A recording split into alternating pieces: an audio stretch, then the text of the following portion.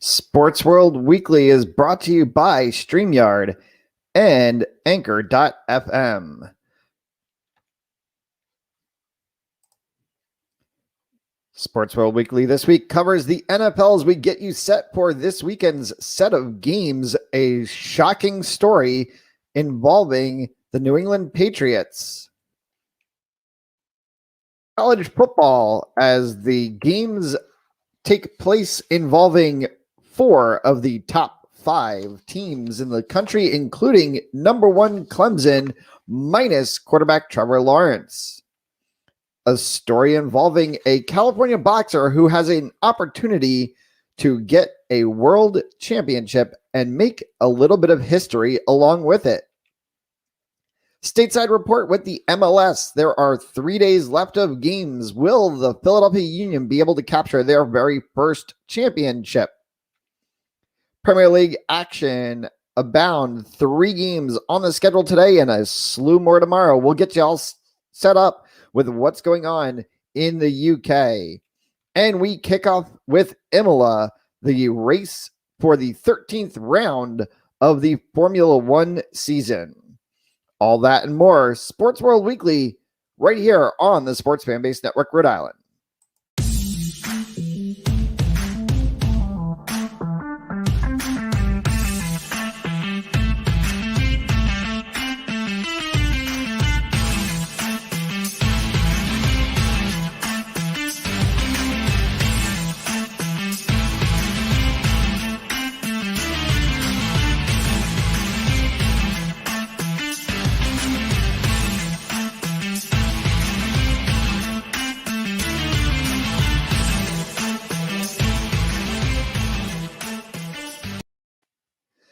Good morning, sports fans. It is October 31st, 2020. Happy Halloween. Welcome inside the Sports Fan Base Network Rhode Island studios, and welcome to another edition of Sports World Weekly. We get started with Formula One in Imola, Italy. This is the first time since 1982 that 3 tracks in a single country have hosted an F1 race. Now, interestingly, back when it was done previously, it was actually the U.S.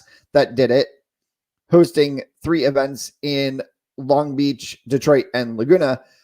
This is now a first time that a European track has done it, as we have been to Monza, Mugello, and now Imola. This is a return for F1. They have not raced at Imola since the 2006 season, so this is a long time getting a Grade 1 race back, and it is now checkered flag at Imola, and it is an interesting moment as Valtteri Bottas will hit the pole position tomorrow 1/10 of a second above his teammate Lewis Hamilton.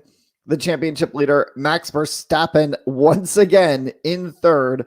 He came in at 114.176. Gasly, Ricciardo, Albon, Leclerc, Kvyat, Norris, and Sainz will be the top 10 for AlphaTauri in their home race to have Pierre Gasly go off at 4th and Danny Kvyat going off at 8th. What a shock for them, and an opportunity that they are going to look for capturing maximum points. Bottom half of the grid for tomorrow, Sergio Perez, who got just clipped out of Q3, will go off in 11th. Esteban Ocon right behind him. George Russell, Mr. Saturday, couldn't do it. Just clipped out of Q3 one more time. He gets in at 13th. Sebastian Vettel, 14th. Lance Stroll in the second Racing Point car. In 15th, Grosjean, Magnussen, Raikkonen, Latifi, and Giovinazzi round out the top of the bottom of the grid, excuse me. And so that is the point as it's checkered flag at the Emilia Romagna Grand Prix qualifying in Imola. We've now set the grid for tomorrow's 13th Grand Prix race of the 17 that we will see as we come closer to the finish in Abu Dhabi of the 2020 Formula One season. It will be lights out tomorrow at 7:10 a.m. Lewis Hamilton has a commanding 77-point lead over his Mercedes teammate Valtteri Bottas in the championship standings. Mercedes has the opportunity, unless somehow, some way, and I don't think this is ultimately possible to occur, Red Bull Racing would have to score 34 points higher than Mercedes tomorrow, which basically means they would have to put Max Verstappen and Alex Albon, one of them to win, one of them to podium in some way, shape, or form, first or second,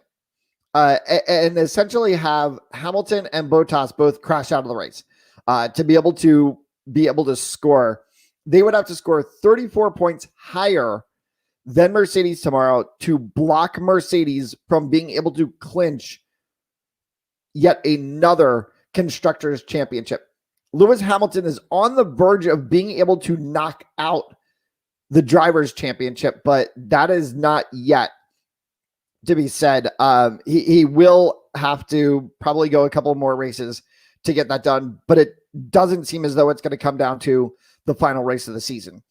So we are looking, though, at Mercedes locking out yet another Constructors' Championship tomorrow, unless Red Bull Racing can somehow score 34 points more than them. Lewis Hamilton, on the other hand, will look to extend and expand his record-setting pace for pole position victories, for victories this season. He will not do it from the pole position this time, as Valtteri Bottas clipped him at the line in Q3. However, he will look to make that pass in the first lap of the race, which is what I was going to say, and go wire to wire for yet another first place position, which will get him his 93rd GP win, which will extend his streak, which he broke Michael Schumacher's 92 career wins last week.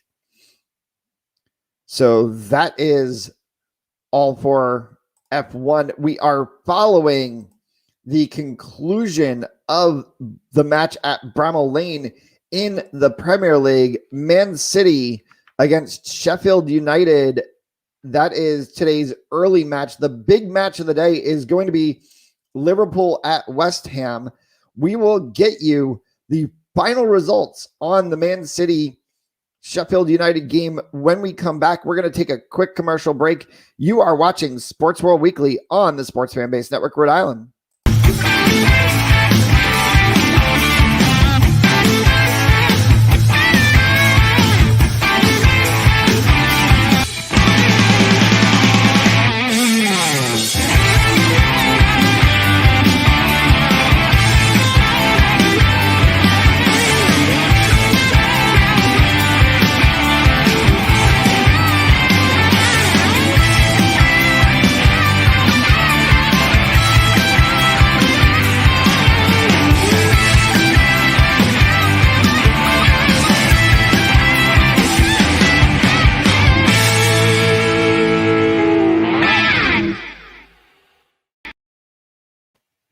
Welcome back to Sports Fan Base Network, Rhode Island, and welcome back to Sports World Weekly, coming to you live every Saturday morning, 10 a.m. on all of the Sports Fan Base Network, Rhode Island platforms. Of course, you can easily find us. Just go to twitch.tv/sportsworldweekly. That is our dedicated channel to this show, and an easy way to find our show live every Saturday, 10 a.m. And also, you can watch previous episodes of our show on demand. Premier League update in Bramall Lane. Sheffield United trailing Manchester City 1-0. Walker, a goal in the 28th minute, put the Citizens up. They have dominated this game. 65% possession on the game, 14 shots, 7 of them on frame. They have dominated every single stat. The only stats being dominated by Sheffield United, number of fouls committed at 11 and saves by the goaltender at 6, but that is due to the 14 shots placed by Manchester City as they look to try to push themselves up the table as they are challenging against a very strong top 5 that has come from Everton, Liverpool, Wolves, Aston Villa, who has seemed to be the surprise of the early season, and Leicester City in 5th. Manchester City is currently sitting at 7th on 11 points. A win would take them to 14, which would catapult them to the provisional top of the table. Of course, Everton, Liverpool, Wolves, Aston Villa, Leicester City, Tottenham all still have games to be able to play over the course of the next couple of days. And speaking of Liverpool in second place, Liverpool is on a run of top form lately. They'll look to continue that. They host a 12th place West Ham United, who's in a bad form and such that they have not notched a English Premier League win since late September. The Hammers have lost or drawn their last 4 matches in all competition. Liverpool, who are the defending Premier League champions, sit at second. They are level on points with first place Everton, but behind them on goals. That match taps 1:30 p.m. on the networks of NBC. Stateside, the MLS. Philadelphia Union are 3 points clear of Toronto FC for a top spot in the MLS with 2 matches left to play. The Union, in their 11th season in the MLS, have never captured any hardware, falling short of the U.S. Open Cup championship twice back in 2014 and in 2015. A Supporters Shield title and a bye in the first round of the playoffs would be perhaps the sweetest victory for a very rabid Sons of Ben fan base in what has been, most could say, a trying decade for the fans, and the 7th season for head coach Jim Curtin, who is the longest tenured coach in Union history. And though they've had 3 coaches only in their 11 seasons, the Union will face the Columbus Crew tomorrow at 3:30 p.m. and close the regular season next Sunday versus the New England Revolution in a split conference day. That's going to see all of the Eastern Conference games tip at 3:30 p.m. and then all of the Western Conference games at the same time immediately following at 6:30 p.m. as MLS closes their season. It has been an interesting year for soccer in the United States as a whole, as we saw what we did not expect to see was games, period.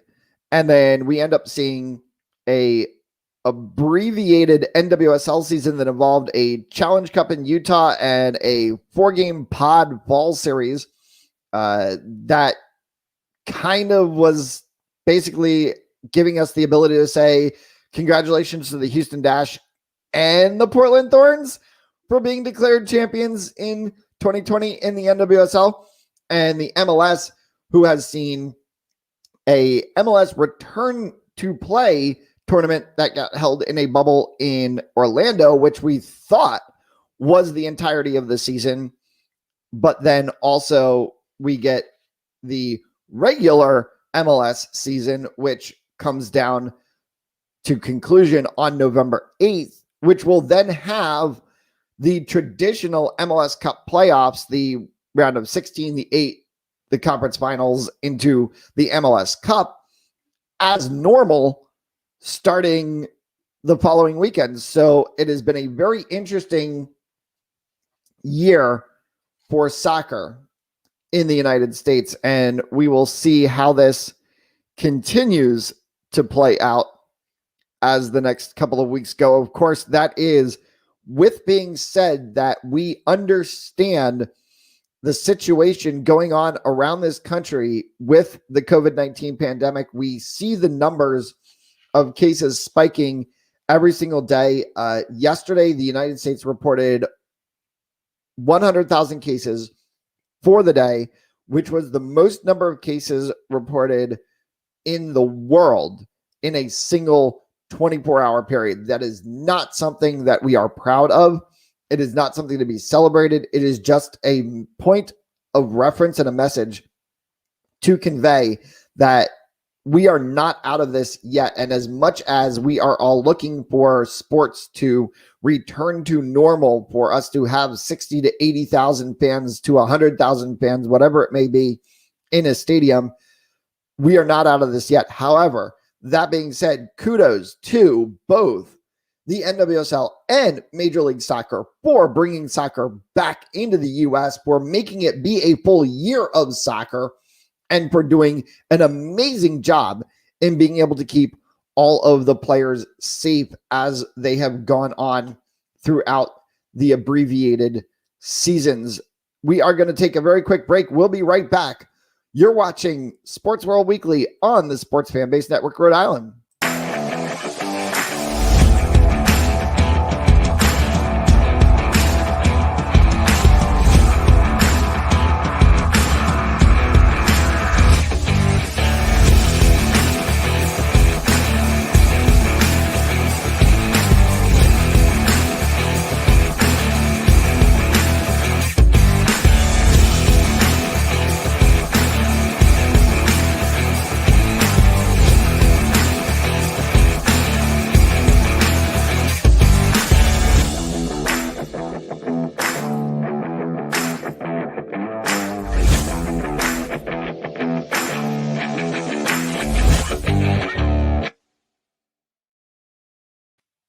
Welcome back inside the Sports Fanbase Network Rhode Island studios. Welcome back to this week's edition of Sports World Weekly. Happy Halloween to all of those of you who are excited that it is Halloween. Some sense of normalcy in the midst of things that we celebrate on a day-to-day basis, not just in the United States, but around the world. For those of you who are going to be going out tonight, please make sure that you take care of yourself and those around you. Please be safe with whatever you do. Trick-or-treating, trunk or treating, as I've heard being used around the confines of things this year, as people are doing trick-or-treating, as in just laying out a bunch of treats in car trunks, pulling up into parking lots, and you kind of walk around the parking lot and you can grab treat bags from people's trunks of cars. That has been a great way for a lot of communities to come together and do something in this trying time. Time now for Matt's moment, my chance to be able to vibe on something going on in sports. And for this week, I decided to take a moment of personal privilege. I've been a part of Sports Fanbase Network Rhode Island for 5 months now. I know it's shocking and surprising that it's been 5 months. But in the 5 months, what we have done as a network has been phenomenal. And while many people tune in each and every week to my show and have tuned in each and every week to so many of the other shows, there's something to be said about family. Sports is always talked about from a player's perspective as being family. All of the players coming together to form a team, many form friendship bonds, and they are all part of something bigger than just the team.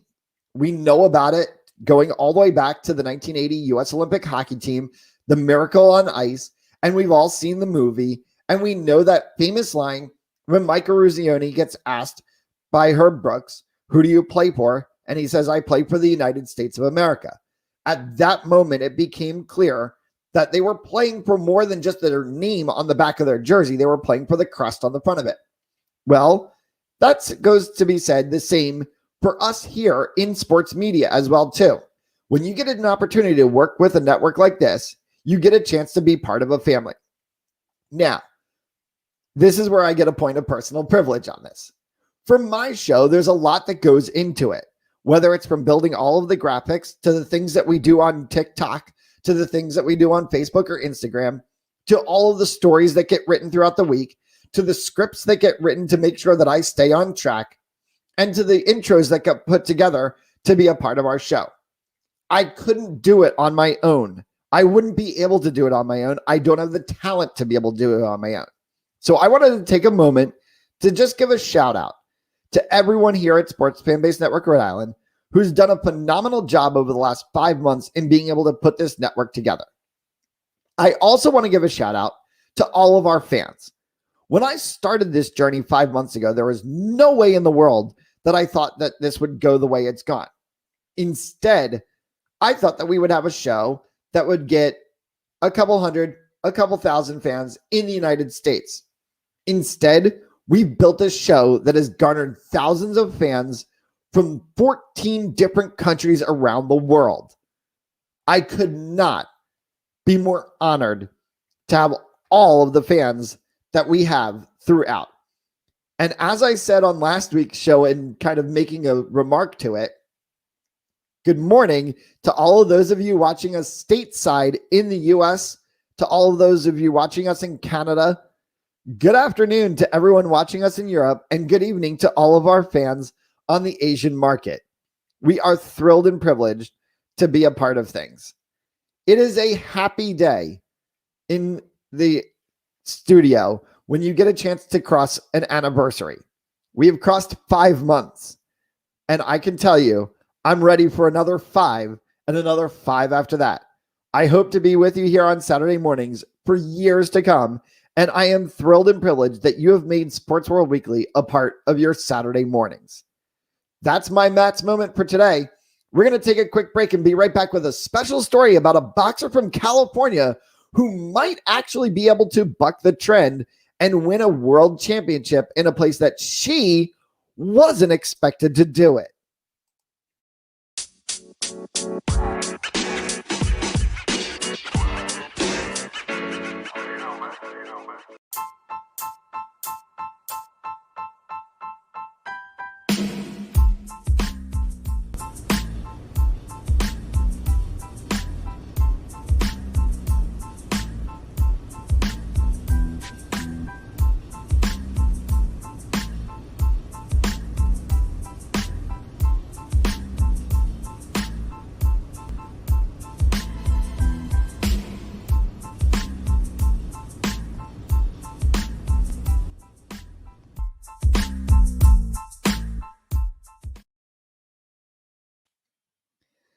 That's a promo for one of our Sports Fan-Based Network Rhode Island shows, Political Goat with Uncle Felix, Tuesdays at 8 p.m. And of course, Tuesday is Election Day. Hopefully you have all gone out and voted so far. If you haven't, make sure you drop your vote into a ballot box. Please do not put it in the mail. It is past time that you can be able to put it in a mailbox and expect it to be able to get to your election office on time and be counted. Please make sure if you are going out to vote, take care of yourself, whether it be on early voting today, whether it be on Tuesday. But if you are doing a vote by mail ballot, please make sure to drop it in a elections office drop box in your local community around the United States. And make sure you tune into our networks on Tuesday night. Uncle Felix will be anchoring our coverage, our election night special coverage on Sports Fan Based Network Rhode Island. I will be joining into the show along with Felix to break down all of the election coverage as we look not just at the presidential race between former Vice President Joe Biden and current incumbent President Donald J. Trump, but we will also take a look at all of the congressional races going on for House of Representatives and the United States Senate. And we will take a look at some local races that will have some big impacts as well, including all of those in the New England region, our home region. Special story for today, and a chance to tell you about a story from back in January of 2010, when a young girl arrived in Michigan at the Olympic Education Center dressed in a pink Juicy Couture suit and Ugg boots. Her father, who was a toy maker from California, had been pestering legendary boxing coach Al Mitchell to take his daughter, who had been a bit of a slump lately in her boxing career, and train her in a round in advance of the 2012 Olympic Games, which was to be the first one to feature women's boxing. Mitchell had coached Olympians. He had coached world champions like Choo Choo Brown and David Reed. He had also coached two-division world champion Vernon Forrest. But when Forrest was shot to death outside a gas station in North Philadelphia back in 2009, Al Mitchell swore he would never train another pro boxer and may perhaps even retire from the sport altogether. But when the discussion around training a female fighter came, Mitchell balked even more. When she arrived in Michigan, Mitchell looked her over and said, she ain't going to last. Flash forward 10 years later, that California Valley girl is former Olympian Michaela Mayer. Michaela Mayer currently sits at 13-0 overall, 5 KOs to her professional record, and will get her first chance at a belt tonight when she takes on Polish fighter Eva Brzezinska for the WBO Junior Lightweight Championship. That fight is available tonight at 7:30 p.m. on ESPN+. Should Mayer win, she would become Mitchell's 4th world champion and bestow that honor upon him on what would be Al Mitchell's 77th birthday. Mayer had an opportunity to actually go to the Olympics. She missed out in 2012, but she actually made the team in 2016 for Rio. She actually advanced all the way into an opportunity to be able to challenge for a medal, but she was knocked out, quote unquote, on a very controversial decision in the round right before the medals.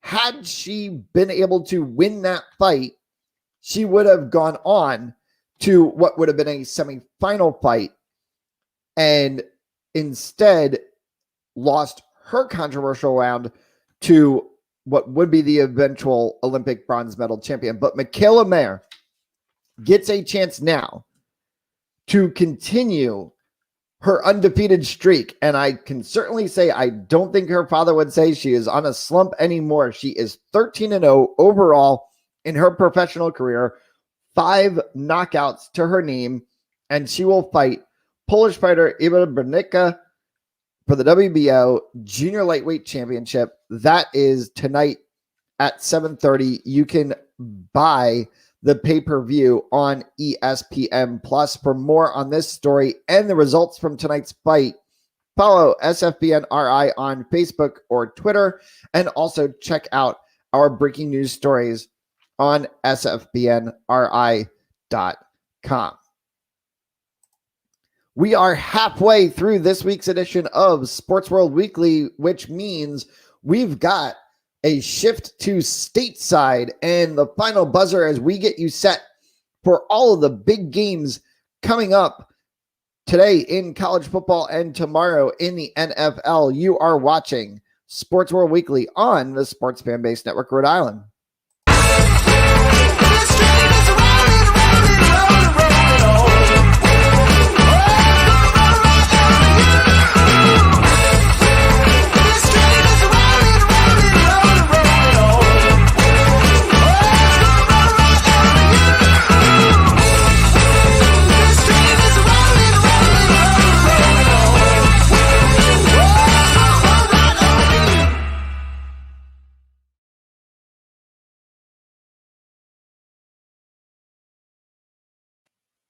Welcome back inside the Sports Fan Base Network Rhode Island studios. Welcome back to Sports World Weekly, coming to you live every Saturday at 10 a.m. on the Sports Fan Base Network Rhode Island platforms. You can also easily catch us at twitch.tv/Sports World Weekly live every Saturday at 10 a.m.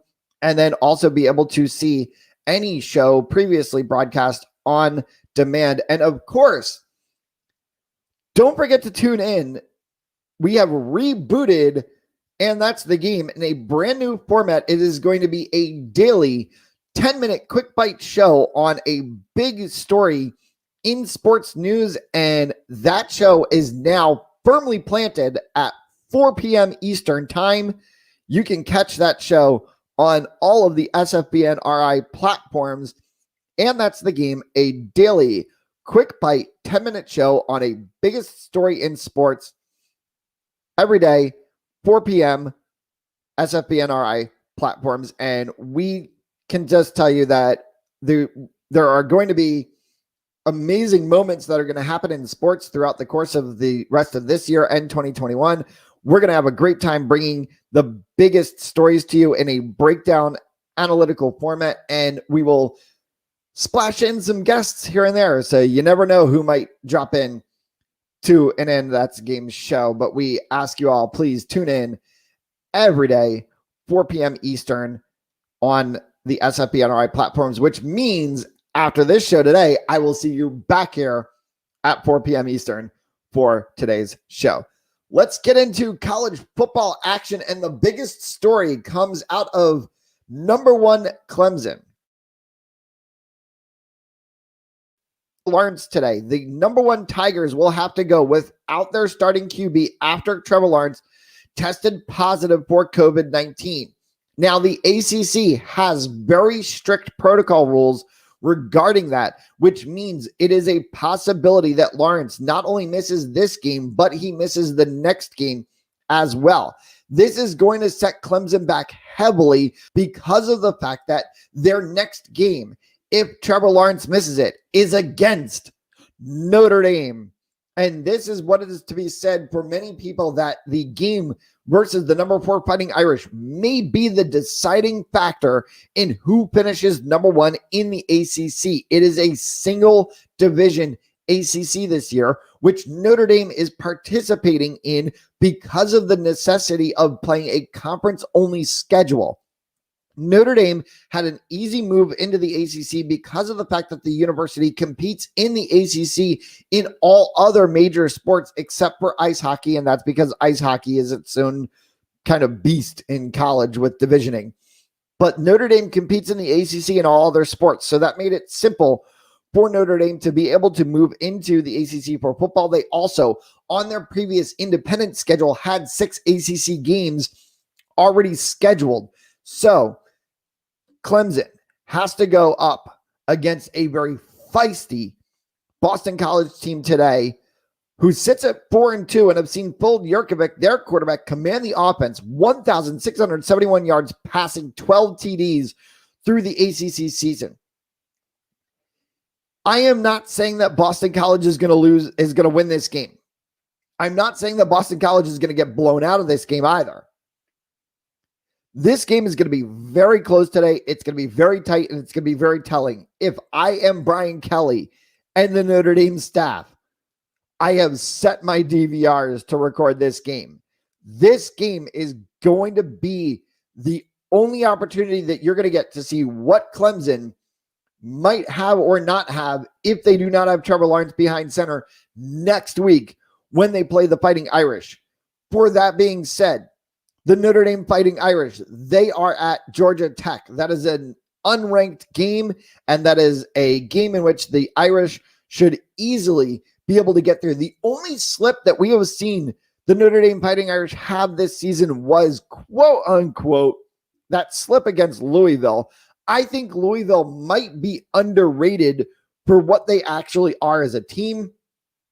I think they're better than their record. I think they're just playing tough competition because the ACC, along with the SEC, are the 2 toughest conferences in college football. So Notre Dame is at Georgia Tech. Big 10 action today, a huge one. Number 3, Ohio State at number 18, Penn State. Penn State has been known to give Ohio State all sorts of fits when they come to Happy Valley. The Buckeyes are in Happy Valley today against number 18, Penn State, and we will see if they are ready to go. It is going to be a very different Beaver Stadium, as there will not be a full-on whiteout as there normally is for a game like this. We'll see how that affects not just the Nittany Lions, but also the Ohio State Buckeyes. It is rivalry day in the Big Ten. Sparty is rolling into the Big House, and there will not be 105,000 plus fans in the Big House this time, but Big Blue, Michigan, will be there, and that is right. It is Michigan State, Michigan, in just the second game for both teams in what has been an abbreviated Big Ten season that's already seen a wrench thrown into it in its legitimacy after the Wisconsin-Nebraska game got canceled last weekend. That game between Wisconsin and Nebraska is not, I repeat, is not going to be rescheduled, which means Wisconsin and Nebraska will play 1 game shorter than the rest of the Big Ten. Now, here's where this begs into the question.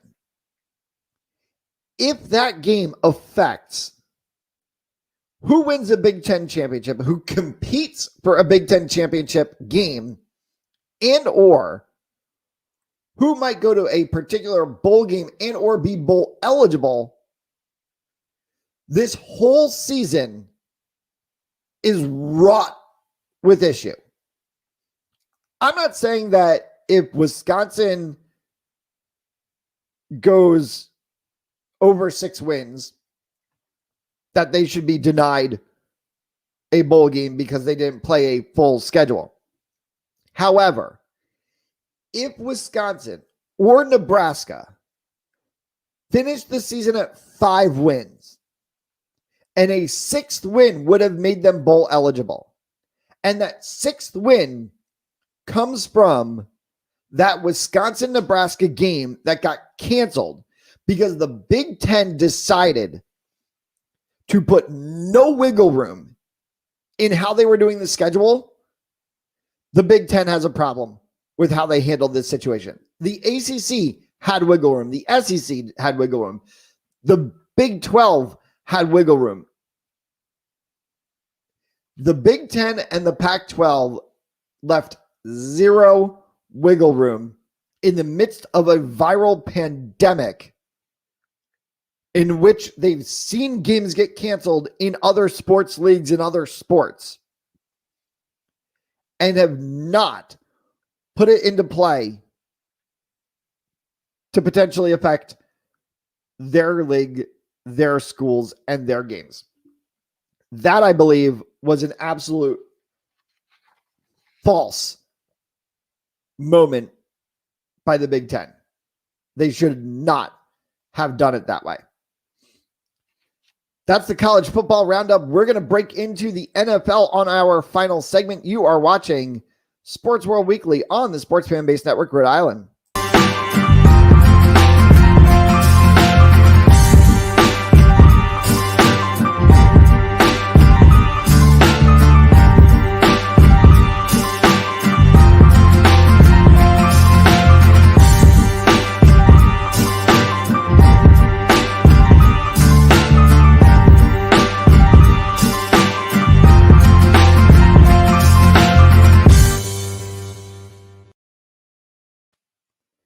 Tom Gronkowski Show with Ruth the Truth, Wednesday at 9 p.m. on the Sports Fan Base Network, Rhode Island. I was joking with Ruth earlier this week. I think we need to rename it the Tom Gron Brown Show after Antonio Brown signing with the Tampa Bay Buccaneers. He is not eligible yet. He will come off of his suspension and be eligible for the Buccaneers game in week 9. That being said, with the NFL to close the show, we look forward at the big games on the NFL schedule. The Las Vegas Raiders are at 3-3 and take on the surprising 5-2 Cleveland Browns. And I made a comment on social media the other week after the Cleveland Browns got absolutely demolished in a game against the Pittsburgh Steelers. The week prior to that game, I had said that the Cleveland Browns were a viable team, that they were contenders for a playoff, and that they did not look like the Cleveland Browns of the past years. They then went out and pulled a Cleveland Browns dumpster fire game against the Pittsburgh Steelers. So I have to flip-flop.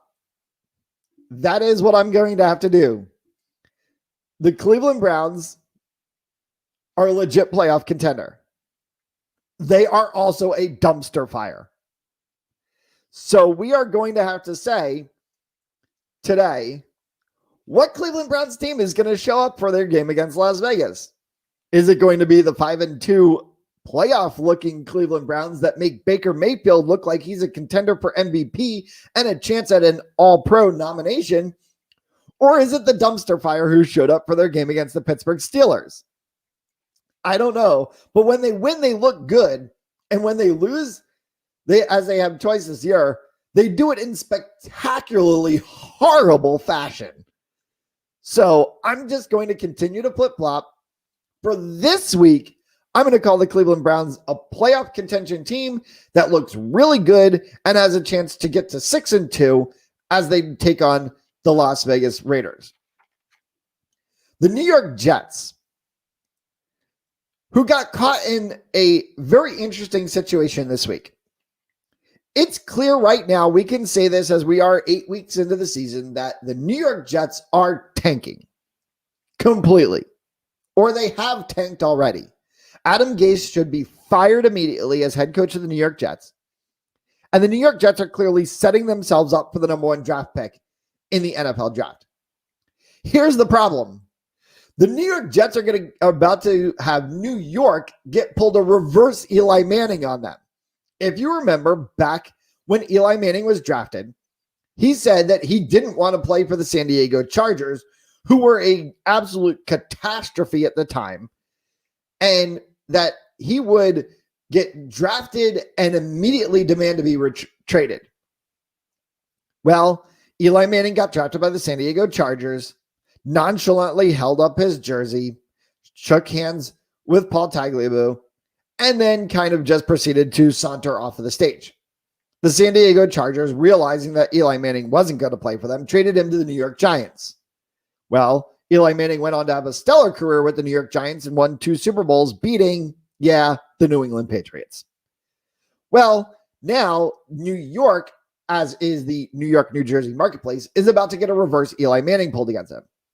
Trevor Lawrence, who could expect to be the number 1 draft pick in the NFL draft, should he come out and declare for the draft, has publicly said he will under no certain circumstances play for the New York Jets.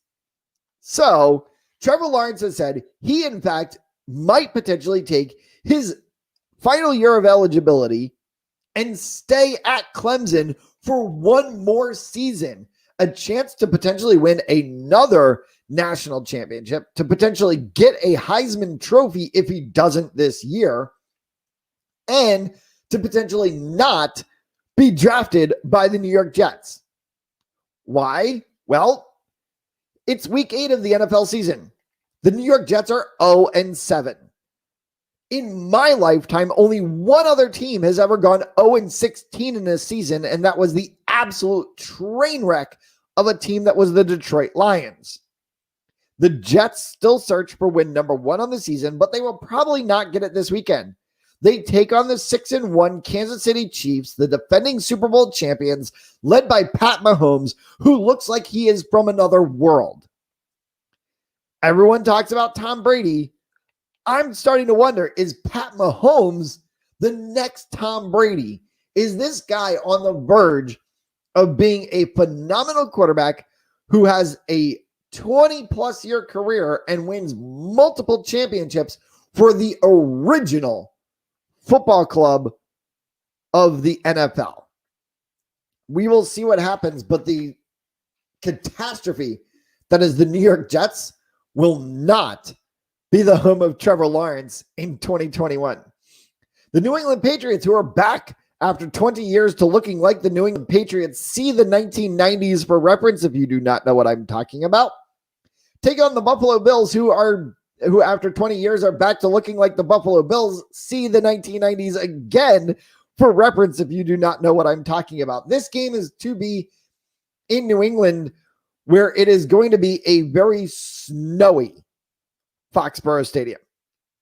See, a 1990s reference for you. Just kidding. Gillette Stadium.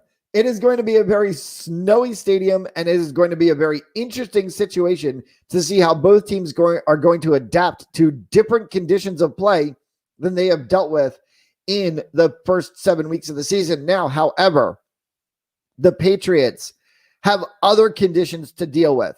N'Keal Harry out once again for the New England Patriots. Stephon Gilmore is questionable, and that is a conditioning issue, not a COVID issue. And what is going on with Cam Newton? Is he there? Is he not there? Sometimes he looks great. Sometimes he doesn't. Will Jarrett Stidham see action this weekend against Buffalo? And the bigger story is Julian Edelman out for the foreseeable future for the New England Patriots. He had knee surgery the other day. He is out absolutely on this week's game, and he is probably out for at least another couple of weeks following that. The trade deadline is coming up. There have been rumors swirling about Stephon Gilmore. There have been rumors swirling about Julian Edelman. Will we see either of them potentially having played their last games in the red, white, blue, and silver for the New England Patriots? That is something that we will find out as things go on the course of this week. NFL trade deadline is coming up. Please follow all of our platforms on Twitter, Instagram, Facebook, SFBNRI.com. We will have all of the breaking news for you. It is a battle of the trash cans on Sunday Night Football. The Dallas Cowboys take on the Philadelphia Eagles for the right to be called the NFC East division leader, despite the fact that both teams have a losing record. I've seen this before. I saw this when the St. Louis Rams backed their way into the playoffs on the final day of a season and won an NFC West Division championship with a losing record. I don't want to see this again. This isn't how it should be. Now, I'm not saying that the NFL needs to go into a college football bowl game type of setup where you have to get to a certain number of wins to be eligible. But what does it say when a division winner finishes with a losing record? It's possible. It's very possible that the Philadelphia Eagles, the Dallas Cowboys, or the Washington football team could finish at 7-9, win the NFC East, be a number 4 seed in the playoffs, and host a playoff game over a team that might have a better record than them, over a team that would have a better record than them. Yes, there is something to be said for division structuring in the NFL. There is something to be said for rewarding, quote unquote, your team for winning a division. But if you are a 7-9 team and you win your division, you don't deserve to host a game. You don't deserve to be a number 4 seed. I think it's time that the NFL start to make the 8-team playoff setup be based on a single NFC East standings by record or a single AFC standings by record. That way, you will have a 7-9 team not make the playoffs. That's the way you fix this situation, and we stop having trash can games like the 2-win Dallas Cowboys and the 2-win Philadelphia Eagles battling for who gets to the 3rd win on their season 8 weeks into the season for a lead in the NFC least division. That's that. We're going to take one quick break and I'll be right back. You're watching Sports World Weekly on the Sports Fan Base Network, Rhode Island.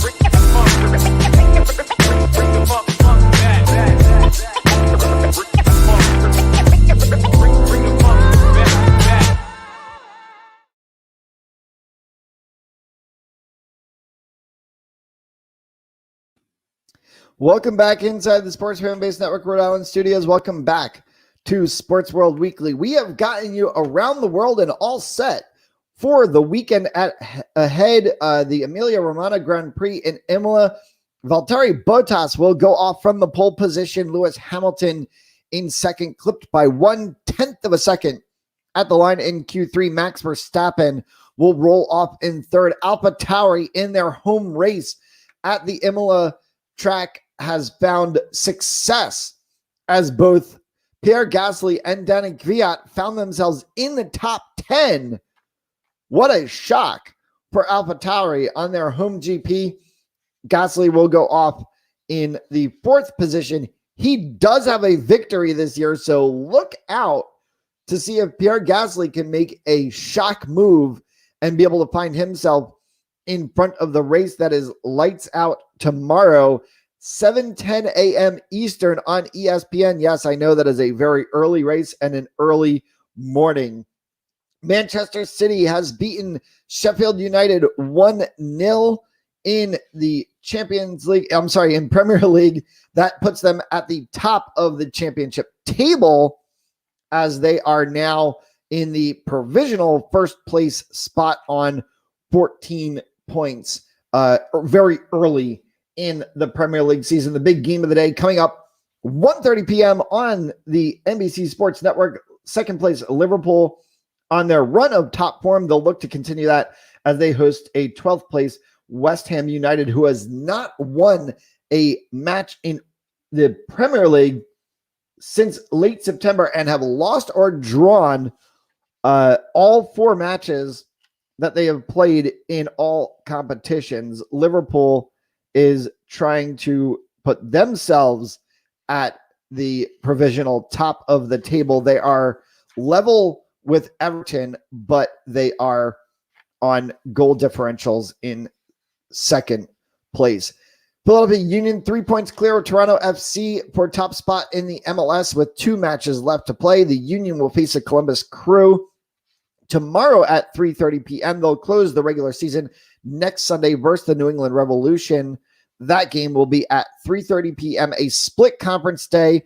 All games in the Eastern Conference at 3:30, all games in the Western Conference at 6:30. Don't forget, Michaela Mayer, 13-0 with 5 KOs to her name, takes on Polish fighter Iwa Brodnicka for the Junior Lightweight Championship. That is a WBO fight, 7:30 p.m. You can get that pay-per-view on ESPN Plus. We'll have all the stories and results from the fight. Follow SFBNRI on Facebook or Twitter. Also check out our breaking news stories at sfbnri.com. Number 1, Clemson without starting quarterback Trevor Lawrence takes on Boston College. That is an ACC game to watch starting at noon. Rivalry day in the Big Ten. Michigan State in the Big House.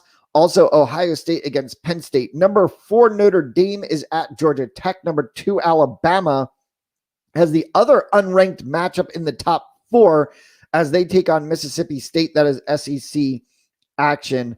The surprising number 5 and 2 Cleveland Browns taking on the 3-3 Las Vegas Raiders. The 0-7 Jets search for week 1 of their season as they take on the 6-1 Kansas City Chiefs. The Patriots are taking on the Buffalo Bills in the Sunday night football game. Is the Dallas Cowboys and the Philadelphia Eagles, in 2 teams that have only 2 wins on the season and are both potentially in line to be leading the NFC East in week 8 of the season with only 3 wins. I don't know what else to say about that. That's going to do a wrap for us on Sports World Weekly. Thank you for tuning in. I will see you back here at 4 p.m.